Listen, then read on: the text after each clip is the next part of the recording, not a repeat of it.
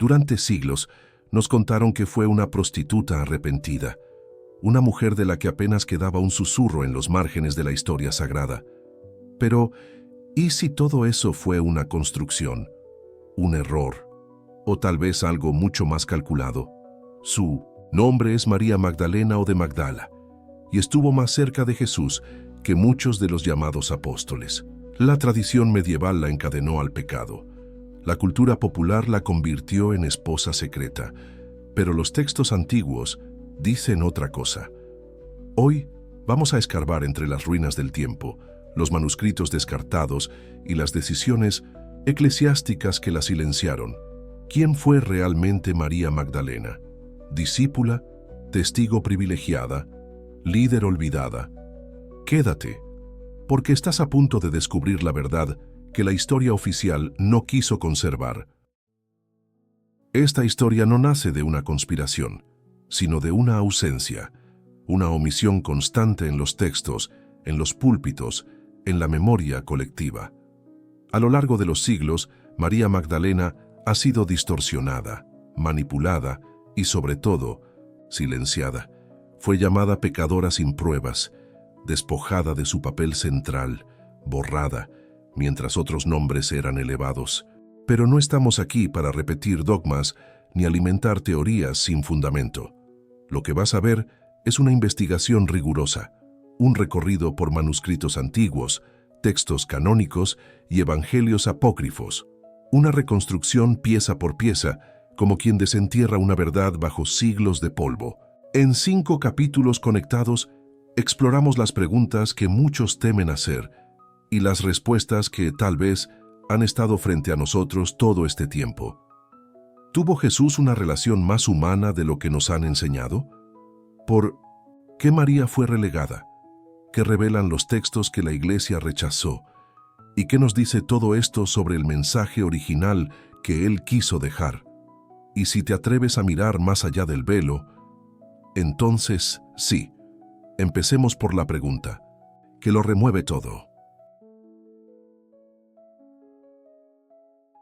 A lo largo de los siglos, se ha repetido una pregunta con la fuerza de un susurro prohibido. ¿Estaba Jesús casado? No se trata de una simple curiosidad, sino de un reflejo de cómo nuestra cultura, generación tras generación, ha intentado llenar los silencios que dejó la historia. Y en el centro de ese silencio, una figura siempre vuelve: María Magdalena. ¿Quién fue en realidad? ¿Una seguidora fiel? ¿Una compañera espiritual? ¿O algo más que aún no nos atrevemos a nombrar? Las teorías abundan, los documentos también, y las omisiones aún más. Por eso, antes de hablar de lo que los antiguos manuscritos callaron, tenemos que mirar de frente la pregunta que incomoda. Para entender por qué incomoda tanto, ¿Jesús tenía que estar casado?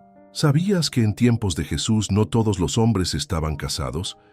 ¿Que ser rabino no implicaba tener esposa? Entonces, ¿por qué asumimos que Jesús lo estaba? Hoy vamos a desarmar esta idea desde la historia real. ¿Qué exigía la cultura judía? Imagina caminar por las polvorientas calles de una aldea galilea del siglo I. Todo huele a pan recién horneado, sudor de jornada y rezos que suben al cielo como incienso. En ese mundo, ser hombre era mucho más que tener barba o saber leer la Torá. Ser hombre era formar familia. La ley oral recogida siglos después en el Talmud decía: un hombre debería casarse a los 18 años. Si llega a los 20 y no ha tomado esposa, Dios mismo maldice sus huesos. Y sin embargo, algunos no lo hacían. Ben Asai, uno de los sabios más respetados de su generación, murió soltero. Su excusa: mi alma se aferra a la Torá.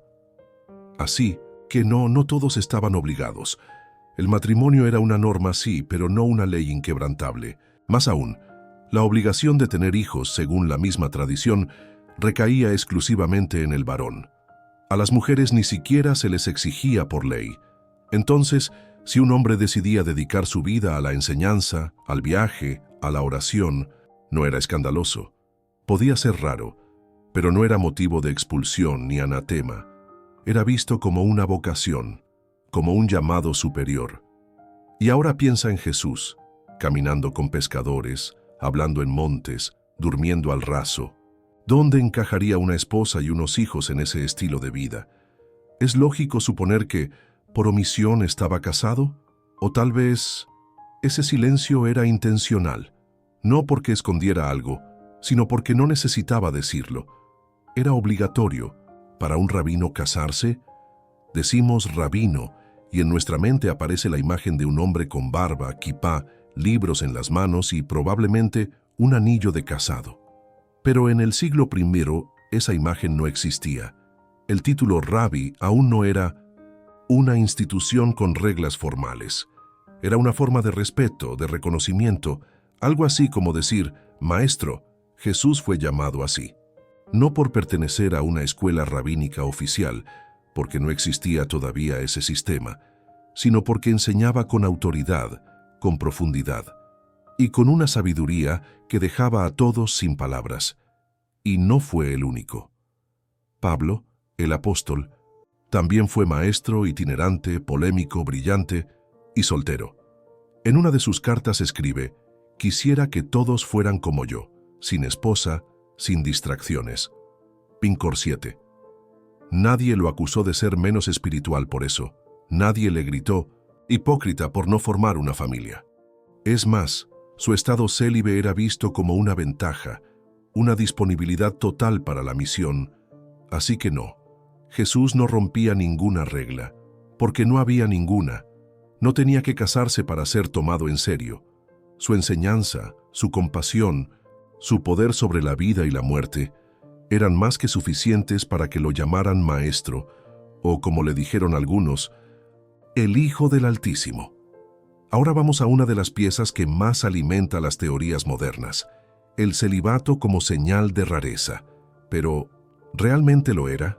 Conozcamos a los esenios, una comunidad austera, radical, mística. Flavio Josefo los describió como hombres que vivían alejados de las ciudades, que compartían todo lo que tenían y, sí, practicaban el celibato. Decían que el mundo estaba contaminado y que el matrimonio distraía el alma del juicio que vendría. Y no solo, lo dijo Josefo. Los famosos manuscritos del Mar Muerto, descubiertos en Qumran, lo confirman. Reglas estrictas de pureza, silencio prolongado y una renuncia consciente al contacto sexual. ¿Jesús era esenio? No. Comía con pecadores, entraba en ciudades, hablaba en público. Pero el punto es este: el celibato existía como camino espiritual legítimo. No era la norma, pero tampoco un escándalo. Así que cuando alguien te diga Jesús debió estar casado porque todos los hombres judíos lo estaban, puedes responder con historia en la mano. No todos lo estaban, y algunos por vocación divina. El celibato, lejos de ser una omisión sospechosa, fue para muchos un signo de consagración. ¿Por qué no lo mencionan los evangelios? Y ahora llegamos al punto que ha encendido más teorías que velas en una catedral. El silencio de los evangelios sobre una supuesta esposa de Jesús. Ni una línea, ni una pista, ni un comentario accidental. Y, ¿sabes qué es curioso? Que los evangelios sí registran muchas acusaciones contra Jesús, que comía con pecadores, que violaba el sábado, que hablaba con endemoniados, que se hacía llamar hijo de Dios. Lo llamaron borracho, blasfemo, pero jamás lo criticaron por no tener esposa. ¿Y por qué eso importa? Porque si en una cultura donde el matrimonio era norma, Jesús hubiera sido un escándalo por estar soltero, sus enemigos lo habrían usado en su contra. Pero no lo hicieron. Nadie lo señaló por eso. Nadie lo usó como argumento para desacreditarlo. Entonces, ¿qué hacemos con ese silencio? Algunos lo interpretan como prueba de que tenía una esposa escondida. Pero eso no es prueba, es vacío, convertido en conjetura. Y la historia no se construye con suposiciones, sino con evidencias. Tal vez el silencio no fue censura, tal vez fue intención, una forma de decir, no te distraigas con lo que no se dijo, enfócate en lo que se vivió. Lo que se vivió fue una vida entregada, apasionada, intensa, con o sin anillo. Lo revolucionario no fue que Jesús se casara. Lo revolucionario fue que no necesitó casarse para enseñar, amar y transformar. A veces el silencio no es conspiración, es libertad.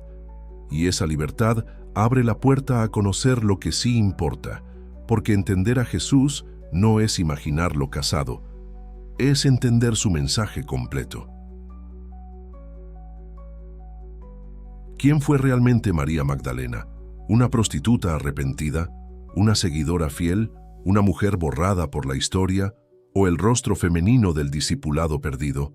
Hoy vamos a separar mito y verdad, y a recuperar lo que durante siglos fue oscurecido por sermones y suposiciones. La historia de María Magdalena no comienza en un burdel, comienza en Galilea, en el camino polvoriento donde Jesús predicaba y sanaba.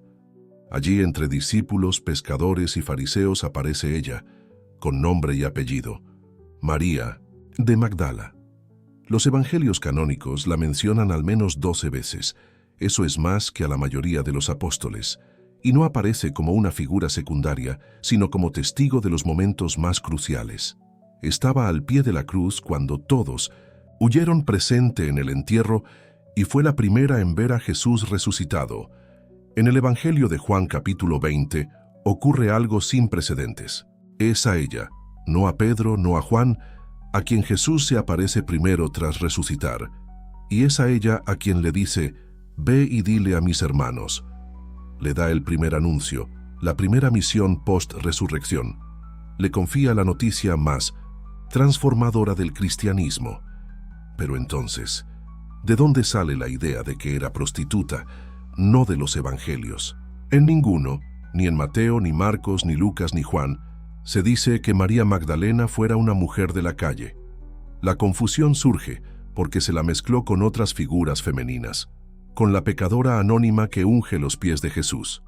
Lucas 7, con María de Betania que también lo unge. Juan 12, o con la mujer sorprendida en adulterio. Juan 8. Ninguna de ellas es identificada como Magdalena. Entonces, ¿quién unificó esas identidades distintas en una sola mujer? El Papa Gregorio Magno, en un sermón pronunciado en el año 591, dijo que todas eran la misma persona, y desde ahí la tradición, la más repetida pero no la más fiel, hizo el resto. Así, de testigo valiente pasó a símbolo del arrepentimiento femenino, de líder a figura del pecado sexual domesticado. Y la historia quedó alterada durante más de 1000 años, pero ahora vamos a devolverle su nombre, su dignidad y sobre todo, su voz. Una mujer valiente, protagonista de la resurrección, convertida en símbolo del arrepentimiento. ¿Cómo ocurrió eso? ¿Quién decidió que María Magdalena tenía que ser una pecadora redimida y no una líder? Para entenderlo, hay que mirar más allá del texto bíblico y adentrarse en la política de la teología medieval. En una época donde el liderazgo femenino resultaba incómodo, María Magdalena fue resignificada para encajar en un molde más útil. Durante siglos, la Iglesia necesitó un arquetipo, el de la mujer caída que encuentra salvación a través del arrepentimiento. Una historia conmovedora, dramática, aleccionadora, más fácil de predicar que la de una mujer empoderada y con voz profética. Así, en los púlpitos se exaltó su pecado, y en el arte sacro la vimos con cabellos sueltos, perfume en la mano y lágrimas en los ojos. Magdalena se convirtió en un personaje teatral, la imagen misma del deseo domesticado. En las obras litúrgicas, las pinturas del Renacimiento, las catedrales góticas, su papel ya no era ser la apóstol de los apóstoles, sino la expecadora agradecida. ¿Y cuál fue el precio de ese cambio? Perder su verdadera historia. La mujer que sostuvo la fe cuando los hombres se escondieron fue reemplazada por un símbolo de redención sexual. La predicación venció a la verdad. El estereotipo borró el testimonio. Pero lo que fue distorsionado puede ser restaurado. Y eso es lo que estamos haciendo aquí. Devolverle a María Magdalena lo que le quitaron. No solo su nombre, sino su poder. Volvemos al jardín, una tumba vacía, piedras corridas, ángeles en la penumbra y una mujer llorando. Juan 20, 11, 18 nos muestra una escena cargada de emoción y revelación. María Magdalena, desconsolada, no se aleja de la tumba. No entiende. Solo sabe que su maestro ha desaparecido. Entonces, una voz. ¿Por qué lloras? ¿A quién buscas? Ella piensa que es el jardinero, hasta que él dice su nombre, María, y en ese instante lo reconoce. Es Jesús, vivo, y él no la abraza, no le da tiempo. Le da una misión. Ve y dile a mis hermanos que subo a mi Padre. Es decir, le encomienda el primer anuncio de la resurrección. Le confía la noticia más revolucionaria del cristianismo, que la muerte fue vencida, que todo cambió para siempre, a una mujer, a ella. Por eso, siglos más tarde, Tomás de Aquino, doctor de la Iglesia, la llamará apóstol de los apóstoles. Porque así la trató Jesús, porque así actuó ella. Pero esto plantea una pregunta incómoda. ¿Por qué no se apareció primero a Pedro? ¿Por qué no a Juan, el amado? Tal vez porque ellos no estaban ahí, porque se habían ido, porque el miedo les ganó. Y en cambio ella se quedó. María Magdalena representa la fidelidad inquebrantable, la fe que no necesita pruebas, el amor que espera, aunque todo parezca perdido. Y Jesús lo vio, lo reconoció y lo recompensó. María Magdalena no fue la única mujer eclipsada por los relatos oficiales. En la iglesia primitiva, las mujeres tuvieron roles fundamentales. Algunas abrían sus casas para las comunidades. Otras predicaban. Otras eran reconocidas por Pablo en sus cartas. Febe, Priscila, Junia, mujeres que lideraban, enseñaban y servían. Pero con el paso de los siglos algo cambió. Cuando la iglesia se institucionalizó, también se jerarquizó, y el liderazgo femenino comenzó a borrarse. El cristianismo de los primeros siglos fue dinámico, plural, lleno de pequeñas comunidades donde hombres y mujeres compartían el pan y la palabra. Pero a medida que los concilios definieron dogmas y estructuras, la figura de la mujer fue empujada hacia el silencio. Su voz se volvió incómoda. Su protagonismo, una amenaza. María Magdalena representa esa memoria silenciada, no solo por su cercanía a Jesús, sino por lo que simboliza. La mujer que vio lo que otros no vieron, la discípula que habló cuando otros callaron, la testigo que no necesitó permiso para ser enviada. Recordarla es también recordar a todas las mujeres que la historia intentó borrar. Es reconocer que la verdad no siempre fue contada desde todos los ángulos, y que parte de nuestra misión hoy es restaurar lo que fue invisibilizado, porque la historia no solo la escriben los vencedores, también la corrigen los que se atreven a mirar de nuevo.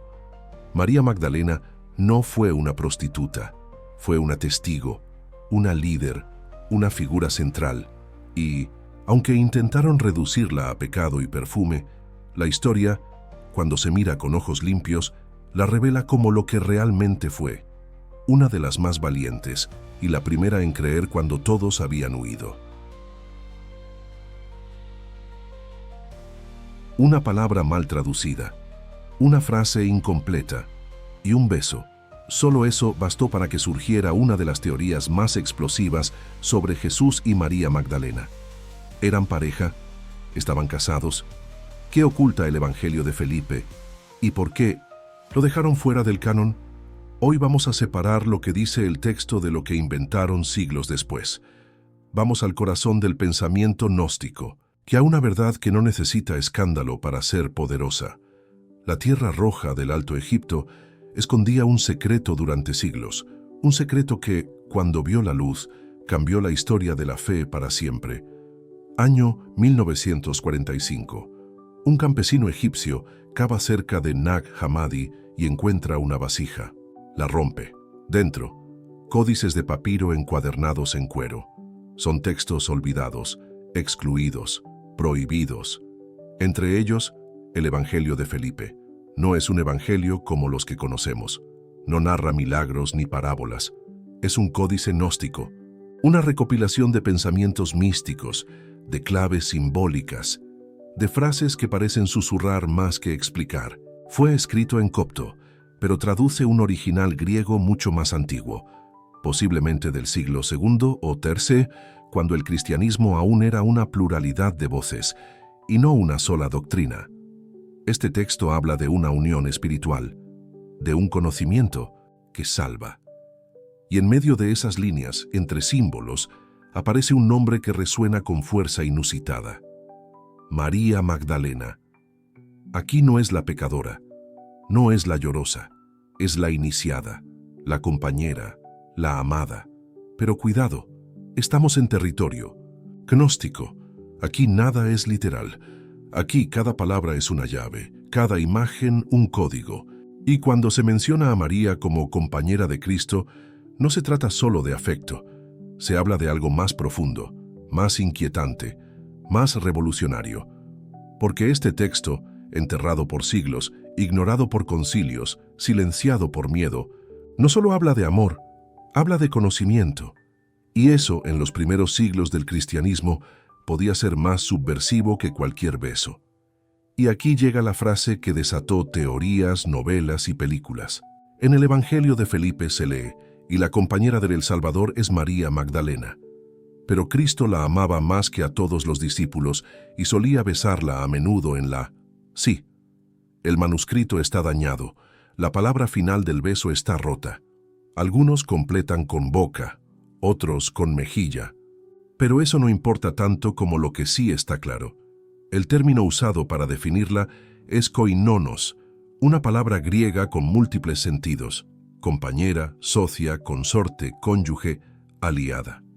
¿Significa necesariamente esposa? No. ¿Podría serlo? Posiblemente. Pero en la literatura gnóstica, esta palabra suele aludir a una unión espiritual más que a un matrimonio físico. ¿Y el beso? En la tradición gnóstica, besar no es solo afecto, es transmisión de conocimiento. De hecho, otros textos gnósticos, como el Evangelio de Tomás o el de la Verdad, mencionan el beso como acto místico, una especie de paso del soplo divino. Entonces, ¿por qué el escándalo? Porque este texto muestra a María no como una simple discípula, sino como la receptora privilegiada del conocimiento secreto, la más cercana, la más amada. Y eso, más que un supuesto romance, fue lo que hizo temblar a los guardianes de la ortodoxia. El beso fue simbólico, sí, pero simbólicamente fue un terremoto. Los evangelios gnósticos no solo nos hablan de símbolos y besos, nos revelan una tensión, una grieta que atraviesa la comunidad de los primeros discípulos, la autoridad espiritual de María Magdalena frente al liderazgo tradicional encarnado por Pedro. En el Evangelio de María, tras una revelación que Jesús le confía en secreto, Pedro reacciona con incredulidad. ¿Es que el Maestro le habló realmente a una mujer en secreto y no a nosotros? Y Levi le responde con una defensa que retumba a lo largo de los siglos. Si el Salvador la consideró digna, ¿quién eres tú para rechazarla? En el Evangelio de Felipe ocurre algo similar. Pedro no entiende por qué Jesús prefiere a María, por qué ella parece recibir un conocimiento que a los demás les está velado. La incomodidad no es solo personal, es doctrinal. Y aquí aparece: el símbolo Pedro representa la institución, la estructura, la ley, el dogma. María representa la revelación, la experiencia directa, la gnosis, lo femenino espiritual. Este conflicto no es solo anecdótico, es teológico, es profético, porque lo que se juega en estas discusiones no es solo quién tiene la razón, sino quién tiene el acceso al misterio. María es, en estos textos, la encarnación del alma que ha recibido el conocimiento secreto, no porque se lo ganó con poder, sino porque lo acogió con amor, con apertura, con humildad. Y eso, en un mundo donde el poder hablaba más fuerte que la sabiduría interior, fue profundamente subversivo. La pregunta no es solo por qué estos textos desaparecieron del canon. La pregunta real es: ¿a quién incomodaban? Los evangelios gnósticos no fueron condenados por contener errores históricos, sino porque ofrecían una visión distinta del mensaje de Jesús, una visión donde el conocimiento interior, la experiencia directa de lo divino, era más importante que la obediencia a una estructura externa. Durante los siglos segundo y tercero, la Iglesia aún no era una institución centralizada. Existían múltiples corrientes, múltiples formas de entender a Cristo, pero hacia el siglo IV, con el respaldo del Imperio Romano, se impuso una ortodoxia. Y esa ortodoxia necesitaba unidad, control y textos que no se salieran del guión. Los evangelios, como el de Felipe, el de Tomás o el de María, hablaban de revelaciones personales, de misterios compartidos entre maestro y discípulo, y en especial daban un lugar central a figuras femeninas. Eso era un problema. María Magdalena en estos textos no era adorno, era centro, era iniciada, era portavoz. Y una mujer con voz propia dentro de la estructura espiritual simplemente no encajaba en la iglesia que se estaba construyendo. Por eso no los llamaron falsos, los llamaron peligrosos. Porque no es lo mismo tener una herejía que tener una verdad alternativa que podría haberlo cambiado todo. El Evangelio de Felipe no nos dice que Jesús y María Magdalena estaban casados. Nos dice algo más provocador, que ella comprendió lo que otros no entendieron, que fue digna de una intimidad espiritual que trascendía la carne, y eso, para muchos, fue más escandaloso que un beso. Un papiro fragmentado, palabras rotas por el tiempo, y sin embargo lo que sobrevive basta para hacer temblar siglos de historia. El Evangelio de María no es ficción, es uno de los textos más reveladores de los primeros siglos. ¿Por qué lo ocultaron? ¿Qué decía? María, que nadie quería escuchar.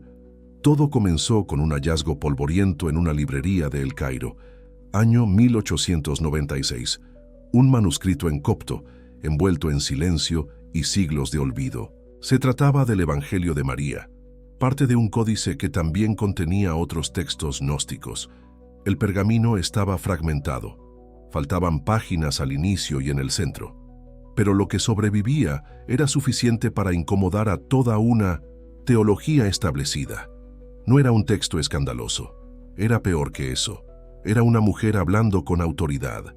El códice, hoy custodiado en Berlín, fue traducido y estudiado durante décadas. Lo que reveló fue algo inaudito en la tradición cristiana. Un evangelio donde María Magdalena toma la palabra, no como testigo pasiva, sino como intérprete de la sabiduría del Maestro. Estamos hablando de uno de los documentos cristianos más antiguos en los que una mujer no solo participa del mensaje, sino que lo interpreta, enseña y defiende ante los otros discípulos. Y no es ficción, no es novela, no es símbolo sin contexto. Es un eco histórico real, un fragmento del cristianismo primitivo, donde la voz femenina aún no había sido silenciada. En el centro del Evangelio de María, después de la partida del Maestro, los discípulos están confundidos, llenos de miedo. No saben qué hacer.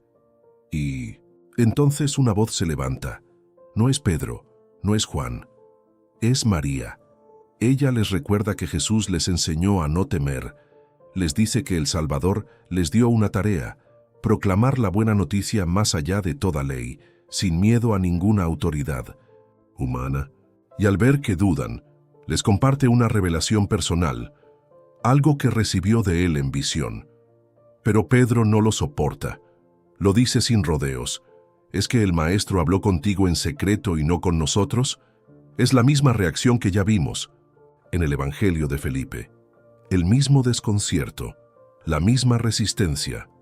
El problema no es el contenido, el problema es quién lo dice. Y entonces Levi, otro discípulo, se planta y responde con firmeza: si el Salvador la consideró digna, ¿quién eres tú para rechazarla?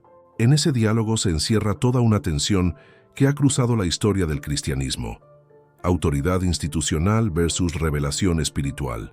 Voz masculina versus sabiduría femenina. Tradición frente a visión. El conflicto no es moderno. Nació ahí en los orígenes, y María lo enfrentó con valentía. No impuso su voz, la ofreció. No se impuso sobre Pedro, pero tampoco se cayó. Y en ese acto, quedó sellada una de las mayores lecciones del cristianismo que casi nadie se atrevió a contar. La revelación que María comparte no es un secreto escandaloso, ni una enseñanza oculta que desestabilice al mundo. Es algo mucho más profundo, más transformador. María relata una visión del alma atravesando planos de existencia. En su camino, el alma debe liberarse de los lazos que la atan: el deseo, la ignorancia, la cólera, el juicio, la esclavitud. Cada etapa es un umbral espiritual que debe cruzarse para volver al origen. No hay dogmas, no hay condenas, hay un camino de retorno, de despertar. Este mensaje es puro gnosticismo. La salvación no viene de fuera, sino de dentro. No se alcanza por miedo, sino por conocimiento. Y lo que María está diciendo, con claridad serena, es que la libertad interior es más poderosa, que cualquier estructura externa. Es una sabiduría que no grita, pero sacude, una enseñanza que no impone, pero desarma al ego, al miedo, al poder. Aquí, María no es una pecadora redimida, es una guía espiritual, una maestra del alma, una mujer que entendió el mensaje de Jesús en una profundidad que otros no alcanzaron, y que tuvo el valor de decirlo, aunque muchos prefirieran callarla. Este evangelio no fue silenciado por herejía, fue silenciado por subversión, no en el sentido moderno de la palabra, sino en algo mucho más peligroso. Una mujer hablando con autoridad en una historia escrita por hombres. María Magdalena, en este texto, no es solo una discípula fiel, es quien recuerda el mensaje del Maestro, quien calma el miedo, quien guía, quien enseña, quien recibe visiones espirituales y las transmite con claridad. Y eso, en el siglo II, no encajaba. La Iglesia estaba en proceso de definir jerarquías, estructuras, cánones, y una mujer con voz propia que no solo repite sino interpreta, era una amenaza. El mensaje de María no iba contra Jesús. Era profundamente fiel a su espíritu, pero chocaba de frente con un cristianismo cada vez más institucionalizado, más masculino, más jerárquico. Por eso este evangelio no fue copiado, no fue predicado, no fue canonizado, fue ocultado, porque no era el contenido lo que dolía, era la voz que lo decía. Y hoy al escucharla esa voz sigue viva, sigue revelando, sigue incomodando. Porque la verdad, cuando es dicha por quienes fueron silenciados, resuena más fuerte que cualquier dogma. No hay doctrina prohibida en el Evangelio de María. Lo que hay es una voz, una mujer, con claridad, firmeza y verdad. Y quizás eso fue lo más incómodo de todo. Hoy al escucharla no solo rescatamos un texto, rescatamos una verdad antigua que aún tiene poder. Han sido llamados el hallazgo arqueológico más importante del siglo XX. Más de 900 manuscritos enterrados durante siglos en las cuevas de Qumran junto al Mar Muerto. Textos que cambiaron nuestra visión del judaísmo y del cristianismo primitivo. Pero entre tanta antigüedad, ¿aparece María Magdalena? ¿Se menciona a Jesús? ¿Hay alguna pista siquiera de ese linaje oculto del que tanto se habla? Vamos directo al grano. No, los manuscritos del Mar Muerto no mencionan a Jesús ni a María Magdalena. No hay un solo rollo donde sus nombres aparezcan. ¿Por qué? Porque estos textos fueron escritos antes o en paralelo a su vida pública, y por comunidades que vivían aisladas del mundo judío oficial. Pero eso no significa que sean irrelevantes. Todo lo contrario. Estos textos revelan el contexto cultural y espiritual en el que Jesús comenzó a predicar. Un mundo tenso, dividido, expectante. Un mundo donde las palabras Mesías, fin de los tiempos y nuevo pacto estaban en boca de muchos. Los ecos son claros. El lenguaje apocalíptico, la purificación ritual, la crítica feroz a las autoridades religiosas de Jerusalén, todo eso que luego vemos en Juan el Bautista y por extensión en Jesús, ya resonaba en Qumran. ¿Y María Magdalena? Aunque no aparece, su historia se vuelve más potente al saber en qué mundo irrumpió. Porque si en un ambiente como este, profundamente masculino, ritualista y cerrado, una mujer terminó siendo la primera testigo de la resurrección, es porque algo muy grande pasó. Aunque ni una línea de estos manuscritos menciona a María Magdalena, lo que revelan nos ayuda a entender la radicalidad de su presencia en los evangelios. En los textos de Qumran, las mujeres casi no aparecen. Cuando lo hacen, su rol es periférico, controlado, subordinado. En una sociedad donde la pureza ritual lo dominaba todo, la voz femenina no tenía autoridad espiritual. Y sin embargo, María Magdalena emerge en los evangelios como discípula, como testigo, como portavoz. En medio de una religiosidad que excluía, ella fue incluida por el propio Maestro. Frente a un mundo esenio que valoraba el ascetismo y rechazaba la corrupción del templo, María representa la transformación desde dentro, no desde la retirada, sino desde el amor y la presencia. Estos manuscritos entonces son la sombra que realza la luz. Al ver lo que el mundo esperaba de una mujer, entendemos mejor lo revolucionario que fue que una mujer hablara, guiara y anunciara. Qumran no habló de ella, pero sin querer, nos preparó para admirarla aún más. Desde hace años circulan teorías que alimentan libros, películas y documentales, que si María Magdalena fue la esposa de Jesús, que si tuvieron hijos, que si su linaje sobrevivió en secreto por siglos. Pero vamos a los hechos. Ninguno de los manuscritos del Mar Muerto respalda esta idea. No hay una sola línea en los rollos de Qumran que sugiera un matrimonio de Jesús, ni mucho menos una descendencia. Estas narrativas modernas, desde el Código da Vinci hasta canales virales de YouTube, combinan símbolos, lagunas históricas y mucha imaginación. Funcionan como ficción, pero no como historia.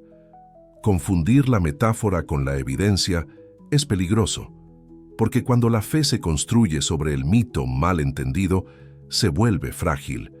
Y lo que queremos aquí no es alimentar fantasías, es despertar conciencia. El verdadero escándalo no está en que Jesús tuviera hijos. Está en que, según los textos más antiguos, eligió a una mujer para anunciar su resurrección. Ese fue el gesto que desafió estructuras y que aún hoy muchas no han digerido. Los manuscritos del Mar Muerto no guardaban un secreto sobre Jesús o María Magdalena, pero sí revelan el escenario espiritual en que surgió su mensaje. Y en ese escenario, el amor, la verdad y la valentía de una mujer como María resplandecen con más fuerza. María no fue una sombra, fue luz en un mundo que no estaba preparado para verla brillar. Su nombre fue silenciado, sus palabras descartadas, su voz reducida a un susurro entre códices rotos y dogmas sellados.